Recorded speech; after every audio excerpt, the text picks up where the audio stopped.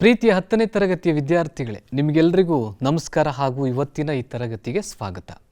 ಮಕ್ಕಳೇ, ನಿಮಗೆಲ್ಲರಿಗೂ ಗೊತ್ತಿರೋ ಹಾಗೆ ಭಾರತಕ್ಕೆ ಬಂದಂಥ ಬ್ರಿಟಿಷರು ಅನೇಕ ಭಾರತೀಯರ ಜೊತೆ ಯುದ್ಧ ಮಾಡಿದ್ರು ಅಲ್ವಾ. 1757ರಲ್ಲಿ ಯಾವ ಯುದ್ಧ ನಡೀತು? ಪ್ಲಾಸಿ ಕದನ. 1764ರಲ್ಲಿ ಬಕ್ಸಾರ್ ಕದನ. ಆಂಗ್ಲೋ ಮೈಸೂರು ಯುದ್ಧಗಳಲ್ಲಿ ಯಾರನ್ನ ಸೋಲಿಸಿದ್ರು? ಹೈದರಾಲಿ ಮತ್ತು ಟಿಪ್ಪು ಸುಲ್ತಾನ್. ಆಂಗ್ಲೋ ಮರಾಠ ಯುದ್ಧಗಳಲ್ಲಿ ಬ್ರಿಟಿಷರು ಯಾರನ್ನ ಸೋಲಿಸಿದ್ರು? ಮರಾಠರನ್ನ ಸೋಲಿಸಿದ್ರು. ಹಾಗೆ ನೀವು ಈಗಾಗಲೇ ಅಧ್ಯಯನ ಮಾಡಿದ ಹಾಗೆ 1857ರಲ್ಲಿ ಏನಾಯಿತು? ಪ್ರಥಮ ಸ್ವಾತಂತ್ರ್ಯ ಸಂಗ್ರಾಮ. ಪ್ರಥಮ ಸ್ವಾತಂತ್ರ್ಯ ಸಂಗ್ರಾಮದಲ್ಲಿ ಬ್ರಿಟಿಷರನ್ನ ಸೋಲಿಸೋದಕ್ಕೆ ಸಾಧ್ಯವಾಯಿತಾ? ಇಲ್ಲ. 1857ರ ದಂಗೆ ಅಥವಾ ಪ್ರಥಮ ಸ್ವಾತಂತ್ರ್ಯ ಸಂಗ್ರಾಮ ಏನಿದೆ ಅದರಲ್ಲೂ ಸಹ ಭಾರತೀಯರು ಸೋತರು ಅನ್ನೋದನ್ನು ನೀವೀಗಾಗಲೇ ಅಧ್ಯಯನ ಮಾಡಿದ್ದೀರಿ.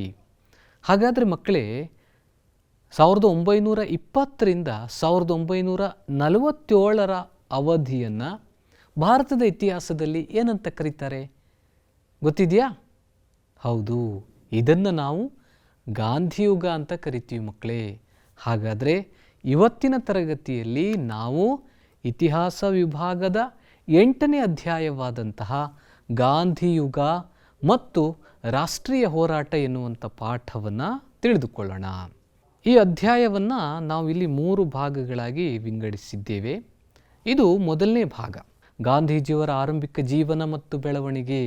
ಭಾರತದಲ್ಲಿ ಗಾಂಧೀಜಿಯವರ ಆರಂಭದ ಹೋರಾಟಗಳು, ಗಾಂಧಿ ಹೋರಾಟದ ಅಂತಃಸತ್ವದ ಸಾಧನಗಳು, ಜಲಿಯನ್ ವಾಲಾಬಾಗ್ ಹತ್ಯಾಕಾಂಡ, ಖಿಲಾಫತ್ ಚಳವಳಿ, ಅಸಹಕಾರ ಚಳವಳಿ, ಚೌರಿಚೌರ ಘಟನೆ, ಸವಿನಯ ಕಾನೂನುಭಂಗ ಚಳವಳಿ, ಈ ಎಲ್ಲ ಅಂಶಗಳ ಬಗ್ಗೆ ನಾವು ಇವತ್ತಿನ ಈ ತರಗತಿಯಲ್ಲಿ ತಿಳಿದುಕೊಳ್ಳೋಣ ಮಕ್ಕಳೇ.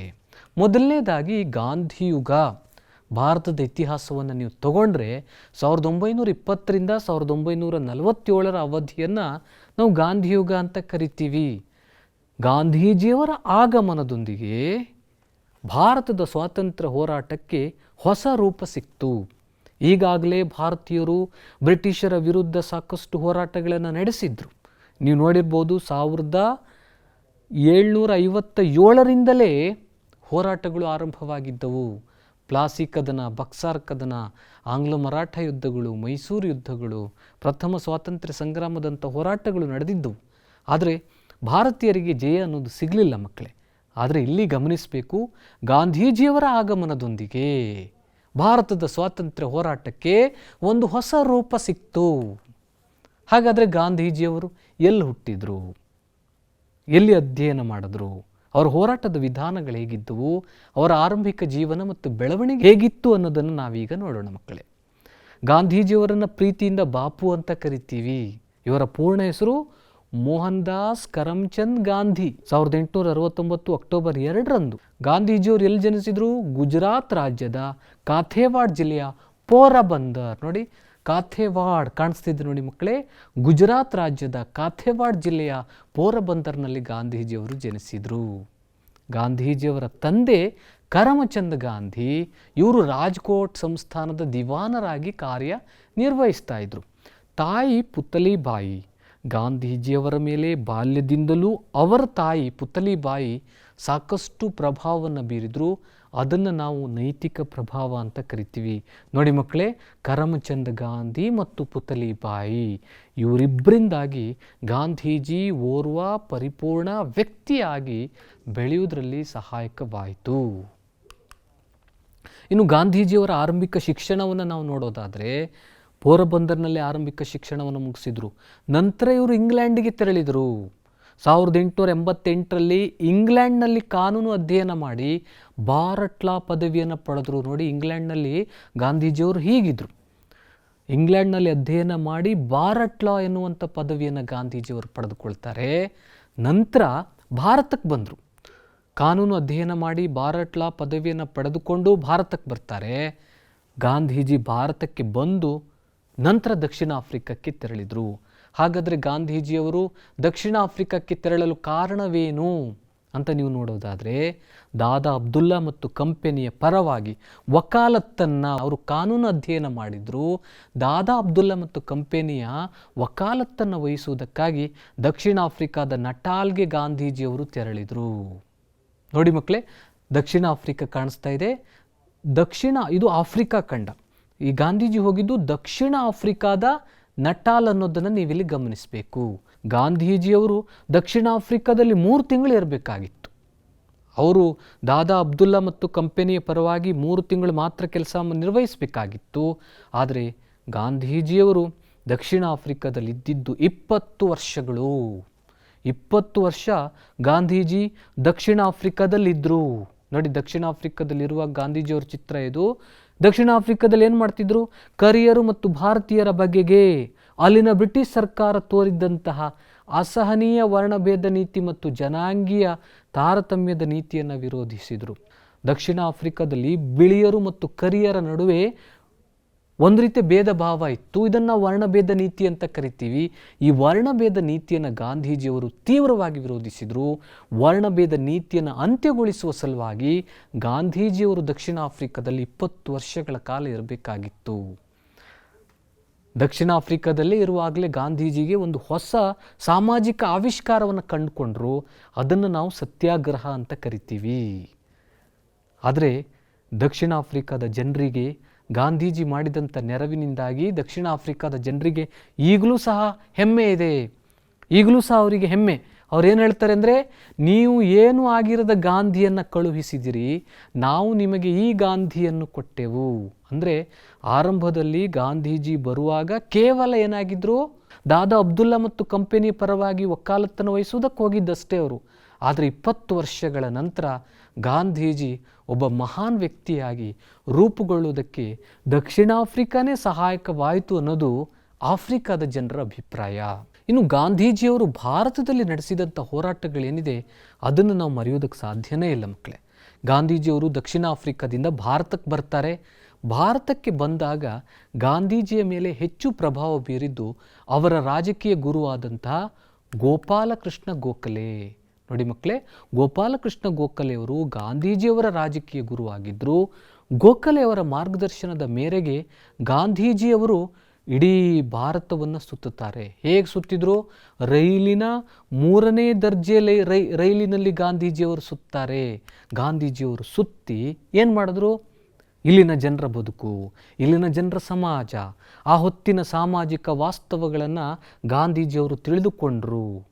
1916ರಲ್ಲಿ ಅಹಮದಾಬಾದ್ನಲ್ಲಿ ಸಬರಮತಿ ಆಶ್ರಮವನ್ನು ಸ್ಥಾಪಿಸಿದರು.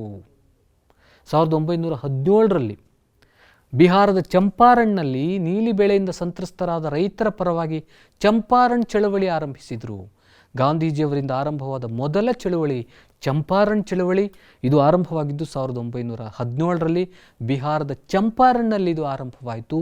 ನೀಲಿ ಬೆಳೆಯಿಂದ ನಷ್ಟಕ್ಕೆ, ತೊಂದರೆಗೆ ಒಳಗಾದಂಥ ರೈತರಿಗೆ ನೆರವಾಗಲಿ ಅಂತ ಗಾಂಧೀಜಿ ಚಂಪಾರಣ್ ಚಳವಳಿಯನ್ನು ಆರಂಭಿಸಿದರು.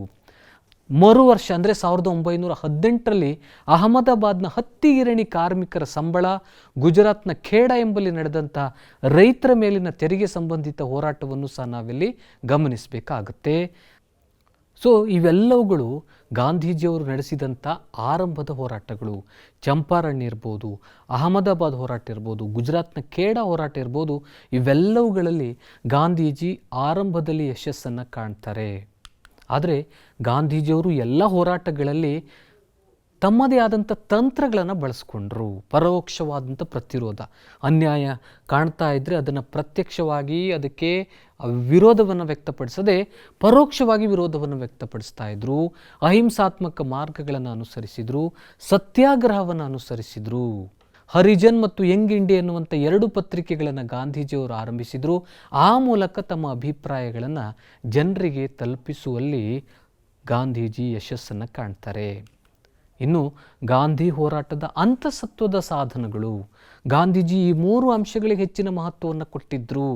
ಈ 3 ಸಾಧನ ತಂತ್ರಗಳನ್ನು ಬಳಸ್ಕೊಂಡಿದ್ರು ಗಾಂಧೀಜಿ ತಮ್ಮ ಹೋರಾಟದಲ್ಲಿ. ಯಾವುದು? ಮೊದಲನೇದು ಸತ್ಯಾಗ್ರಹ, ಅಹಿಂಸೆ ಮತ್ತು ಹಿಂದೂ ಮುಸ್ಲಿಂ ಏಕತೆ.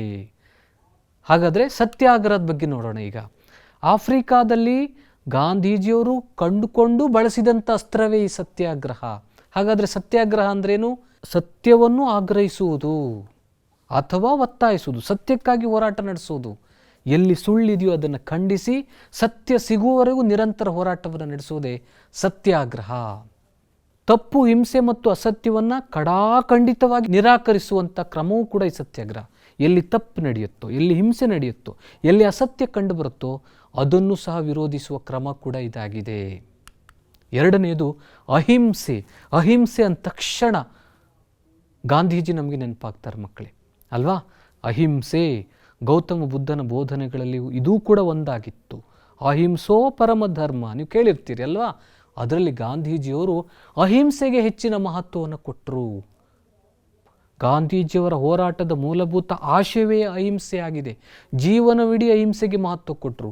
ಹಿಂಸೆಯನ್ನು ಅವರು ಅನುಸರಿಸಿದವರೇ ಅಲ್ಲ. ಸಶಸ್ತ್ರ ಬಲ ಪ್ರಯೋಗದ ವಿರುದ್ಧ ಅಹಿಂಸೆ ಮತ್ತು ಸತ್ಯಾಗ್ರಹದ ಮೂಲಕ ಮುಖಾಮುಖಿಯಾಗಬೇಕೆಂಬುದು ಅವರ ನಿಲುವಾಗಿತ್ತು. ಬ್ರಿಟಿಷ್ ದರ್ಪದ ಆಯುಧಗಳಾದ ಮಿಲಿಟರಿ, ಪೊಲೀಸ್ ಕಾನೂನು ವಿರುದ್ಧ ಸತ್ಯ, ಅಹಿಂಸೆ, ಉಪವಾಸದಂಥ ತಂತ್ರಗಳನ್ನು ಗಾಂಧೀಜಿಯವರು ಬಳಸಿದ್ದನ್ನು ನಾವಿಲ್ಲಿ ಗಮನಿಸಬೇಕಾಗತ್ತೆ. ಮೂರನೇದಾಗಿ ಗಾಂಧೀಜಿಯವರು ಹಿಂದೂ ಮುಸ್ಲಿಂ ಏಕತೆಗೆ ಹೆಚ್ಚಿನ ಮಹತ್ವವನ್ನು ಕೊಟ್ಟರು. ಗಾಂಧೀಜಿಯವರ ಕಲ್ಪನೆ ಏನಾಗಿತ್ತು ಅಂದರೆ, ಹಿಂದೂ ಮುಸ್ಲಿಮರ ನಡುವೆ ಏಕತೆ ಇಲ್ಲದೆ ಹೋದರೆ, ಒಗ್ಗಟ್ಟಿಲ್ಲದೆ ಹೋದರೆ ಖಂಡಿತವಾಗಿಯೂ ಭಾರತ ಸ್ವಾತಂತ್ರ್ಯ ಸಾಧಿಸೋದು ಬಹಳ ಕಷ್ಟ. ಭವಿಷ್ಯದಲ್ಲಿ ಒಂದು ರಾಷ್ಟ್ರವಾಗಿ ಅಖಂಡ ಭಾರತದ ಕಲ್ಪನೆ ಏನಿದೆ ಅದು ಅಸಾಧ್ಯ ಎನ್ನುವುದು ಗಾಂಧೀಜಿಯವರ ಅಭಿಪ್ರಾಯವಾಗಿತ್ತು. ಹೀಗಾಗಿ ಗಾಂಧೀಜಿಯವರು ಹಿಂದೂ ಮುಸ್ಲಿಂ ಏಕತೆಗೂ ಹೆಚ್ಚಿನ ಮಹತ್ವವನ್ನು ಕೊಟ್ಟರು. ಗಾಂಧೀಜಿಯವರ ಪ್ರಕಾರ ಹಿಂದೂಗಳು ಮತ್ತು ಮುಸ್ಲಿಮರು ಭಾರತ ಮಾತೆಯ ಎರಡು ಕಣ್ಣುಗಳಿದ್ದ ಹಾಗೆ ಅವರೆಲ್ಲರೂ ಜೊತೆಯಾಗಿ ಬಾಳಬೇಕು. ಅವ್ರ ನಡುವೆ ಯಾವುದೇ ರೀತಿಯಾದಂಥ ಭೇದ ಭಾವಗಳಾಗಲಿ ಸಂಘರ್ಷಗಳಾಗಲಿ ಇರಬಾರದು ಅನ್ನೋದು ಗಾಂಧೀಜಿಯವರ ನಿಲುವಾಗಿತ್ತು. ಈ ಉದ್ದೇಶದಿಂದಾಗಿ ಮುಸ್ಲಿಮರು ಆರಂಭಿಸಿದಂತಹ ಖಿಲಾಫತ್ ಚಳವಳಿಗೆ ಗಾಂಧೀಜಿ ಬೆಂಬಲ ಕೊಟ್ಟರು. ಇನ್ನು ಮಕ್ಕಳೇ, ಗಾಂಧೀಜಿ ಅಂದ ತಕ್ಷಣ ನಮಗೆ ನೆನಪಾಗುವಂಥದ್ದು ಅಸಹಕಾರ ಚಳವಳಿ. 1920ರಲ್ಲಿ ಅಸಹಕಾರ ಚಳವಳಿ ಆರಂಭವಾಯಿತು. ಗಾಂಧೀಜಿಯವರು ಭಾರತದ ರಾಷ್ಟ್ರೀಯ ಹೋರಾಟಕ್ಕೆ ಧುಮುಕಿದಂಥ ಪ್ರಮುಖವಾದಂಥ ಚಳವಳಿಗಳಲ್ಲಿ ಇದು ಒಂದು.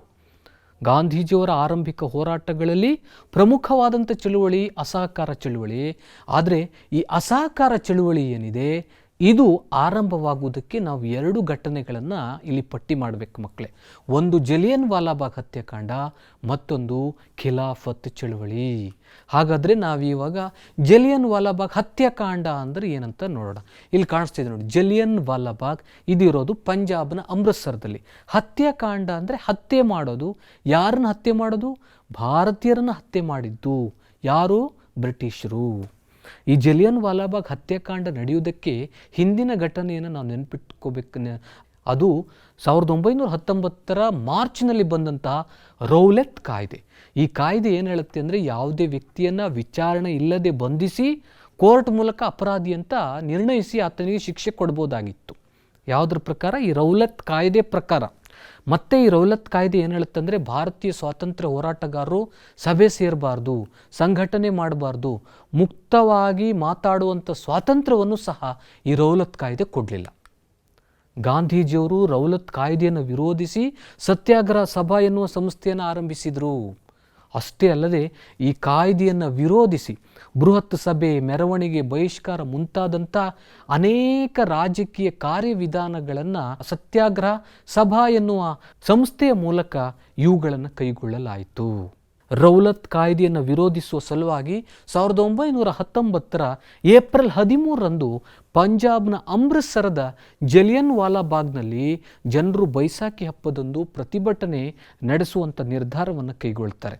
ಗಾಂಧೀಜಿಯವರು 1919 ಏಪ್ರಿಲ್ 6ರಂದು ಬೃಹತ್ ಹರತಾಳಕ್ಕೆ ಕರೆ ನೀಡ್ತಾರೆ. ಪಂಜಾಬ್ನಲ್ಲಿ ಡಾಕ್ಟರ್ ಫಕ್ರುದ್ದೀನ್ ಮತ್ತು ಡಾಕ್ಟರ್ ಸತ್ಯಪಾಲ ಮುಂತಾದವರನ್ನು ಬಂಧಿಸಲಾಯಿತು.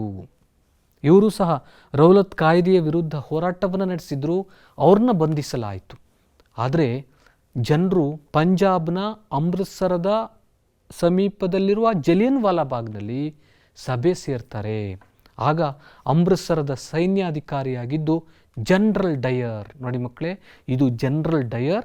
ಈ ಜನರಲ್ ಡಯರ್ ಏನಿದ್ದಾನೆ, ಅಲ್ಲಿ ನೆರೆದಿದ್ದಂಥ ಜನರ ಮೇಲೆ 10 ನಿಮಿಷಗಳ ಕಾಲ ನಿರಂತರವಾಗಿ ಗುಂಡಿನ ದಾಳಿಯನ್ನು ನಡೆಸ್ತಾನೆ. ಗುಂಡಿನ ದಾಳಿಯ ಪರಿಣಾಮವಾಗಿ 380 ಜನರು ಸತ್ತು ಹೋದರು, ಸಾವಿರಾರು ಜನರು ಗಾಯಗೊಂಡರು. 380 ಜನರು ಸತ್ತು ಹೋದರು, ಸಾವಿರಾರು ಜನರು ಗಾಯಗೊಂಡರು. ಈ ಜಲಿಯನ್ ವಾಲಾಬಾಗ್ ಹತ್ಯಾಕಾಂಡದಿಂದಾಗಿ ಗಾಂಧೀಜಿ ಮತ್ತು ಇತರ ನಾಯಕರಿಗೆ ಸಾಕಷ್ಟು ಬೇಸರ ಉಂಟಾಯಿತು. ನೋಡಿ, ಜಲಿಯನ್ ವಾಲಾಬಾಗ್ ಹತ್ಯಾಕಾಂಡದ ಚಿತ್ರಣವನ್ನು ನೀವು ನೋಡ್ತಾ ಇದ್ದೀರಿ ಮಕ್ಕಳೇ. 380 ಜನರು ಜಲಿಯನ್ ವಾಲಾಬಾಗ್ ಹತ್ಯಾಕಾಂಡದಲ್ಲಿ ಮರಣ ಹೊಂದಿದರು.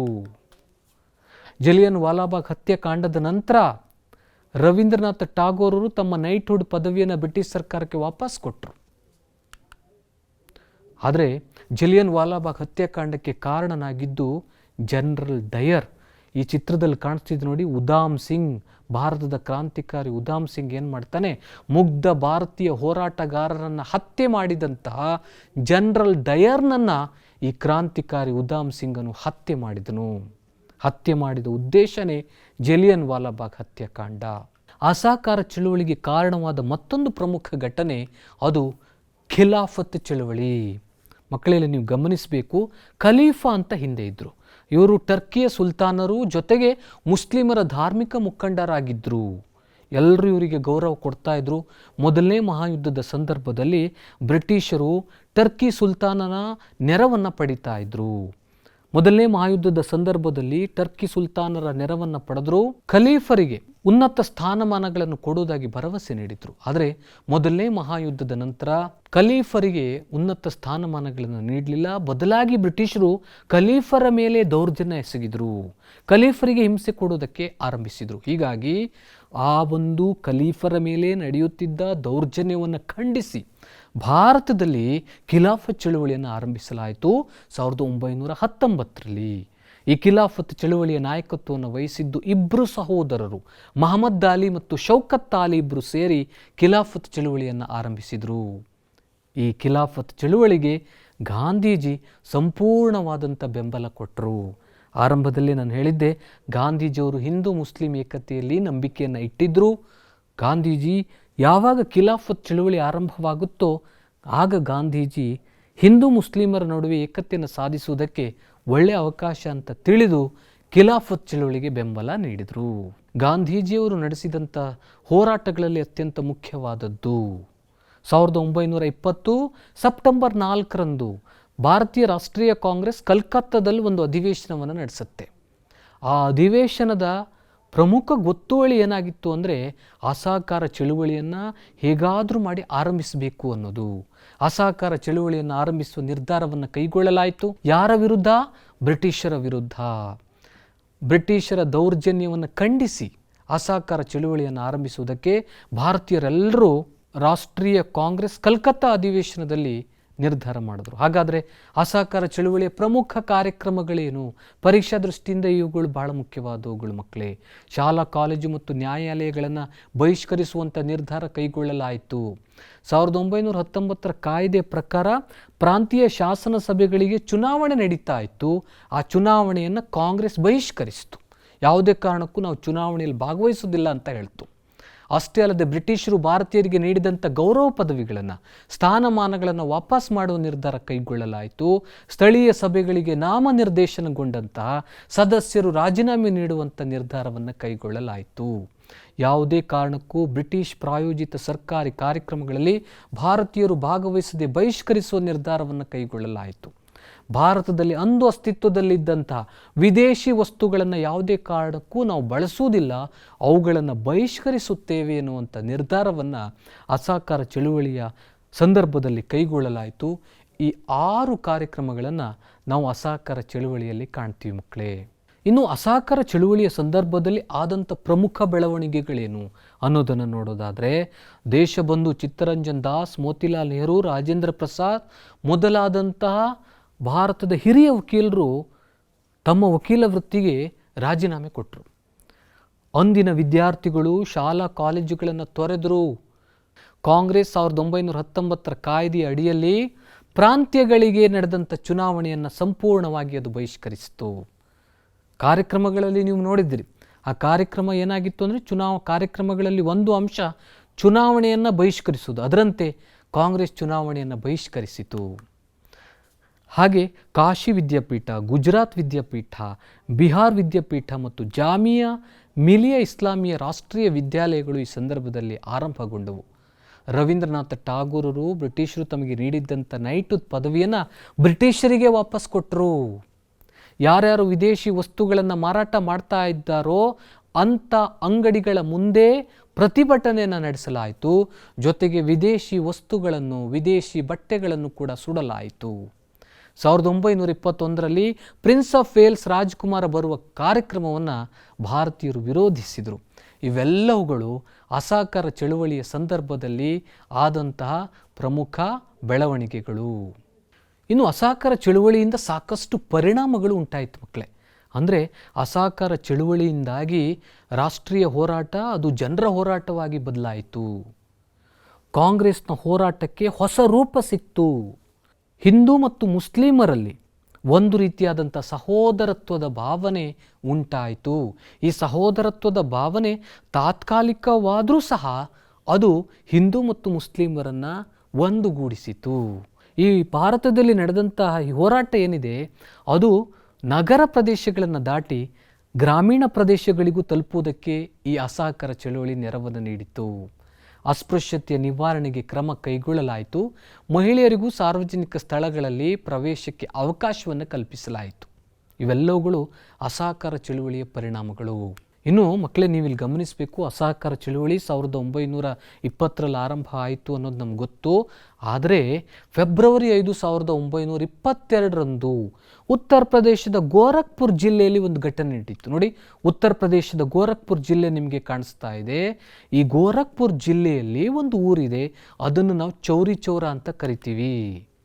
ಆ ಚೌರಿ ಚೌರ ಎನ್ನುವಂಥ ಪ್ರದೇಶದಲ್ಲಿ 3000 ರೈತರನ್ನು ಒಳಗೊಂಡಂಥ ಒಂದು ಗುಂಪು ಪೊಲೀಸ್ ಸ್ಟೇಷನ್ ಮುಂದೆ ಪ್ರತಿಭಟನೆ ನಡೆಸ್ತಾ ಇರ್ತಾರೆ. ಅವರ ಉದ್ದೇಶ ಏನಾಗಿತ್ತು ಅಂದರೆ, ಮದ್ಯದ ಅಂಗಡಿಯ ಮುಂದೆ ಮುಷ್ಕರ ನಡೆಸುತ್ತಿದ್ದ ಕಾಂಗ್ರೆಸ್ ಹೋರಾಟಗಾರರನ್ನ ಥಳಿಸಿದ ಪೊಲೀಸ್ ಅಧಿಕಾರಿ ವಿರುದ್ಧ ಪ್ರತಿರೋಧ ವ್ಯಕ್ತಪಡಿಸೋದು. ಆ ರೈತರ ಮೇಲೆ ಪೊಲೀಸರು ದಾಳಿ ಮಾಡ್ತಾರೆ. ಇದರಿಂದ ಕೋಪಗೊಂಡಂತಹ ರೈತರು ಪೊಲೀಸ್ ಸ್ಟೇಷನ್ಗೆ ಬೆಂಕಿ ಇಟ್ಟರು ಮಕ್ಕಳೇ. ಪೊಲೀಸ್ ಸ್ಟೇಷನ್ಗೆ ಬೆಂಕಿ ಇಟ್ಟಂಥ ಸಂದರ್ಭದಲ್ಲಿ ಸುಮಾರು 22 ಪೊಲೀಸರು ಸಜೀವ ದಹನವಾದರು. ಆಗ ಗಾಂಧೀಜಿಗೆ ಈ ಘಟನೆಯಿಂದ ಸಾಕಷ್ಟು ಬೇಸರ ಆಗುತ್ತೆ.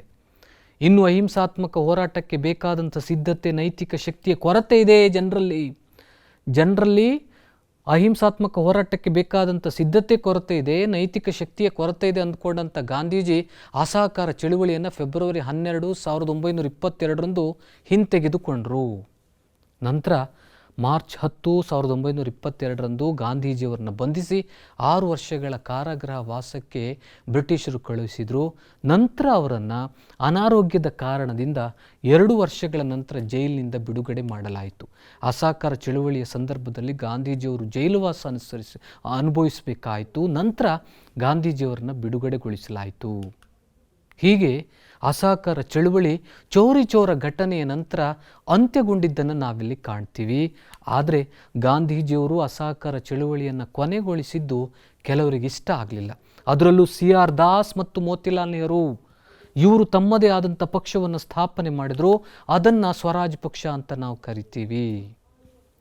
ಸ್ವರಾಜ್ ಪಕ್ಷದ ಮುಖ್ಯ ಉದ್ದೇಶ ಏನಾಗಿತ್ತು ಅಂದರೆ, ಶಾಸನ ಸಭೆಗಳನ್ನು ಬಹಿಷ್ಕರಿಸುವುದನ್ನು ಕೊನೆಗೊಳಿಸಿ ಅವುಗಳಿಗೆ ಪ್ರವೇಶ ಮಾಡಬೇಕೆನ್ನುವುದೇ ಇವುಗಳ ವಾದವಾಗಿತ್ತು.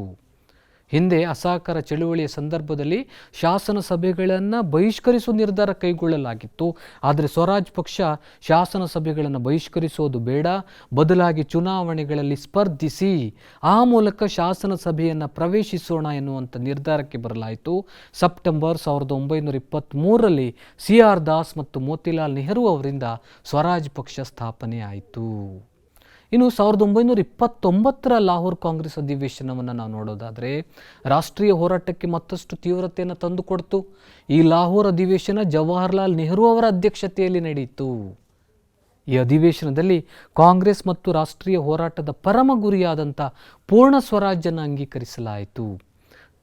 ಪೂರ್ಣ ಸ್ವರಾಜ್ಯನ 1929ರ ಲಾಹೋರ್ ಕಾಂಗ್ರೆಸ್ ಅಧಿವೇಶನದಲ್ಲಿ ಕೈಗೊಳ್ಳಲಾಯಿತು. ಲಾಹೋರ್ ಕಾಂಗ್ರೆಸ್ ಅಧಿವೇಶನ 1930 ಜನವರಿ 26ರಂದು ಸ್ವಾತಂತ್ರ್ಯ ದಿನವೆಂದು ಘೋಷಿಸಲಾಯಿತು.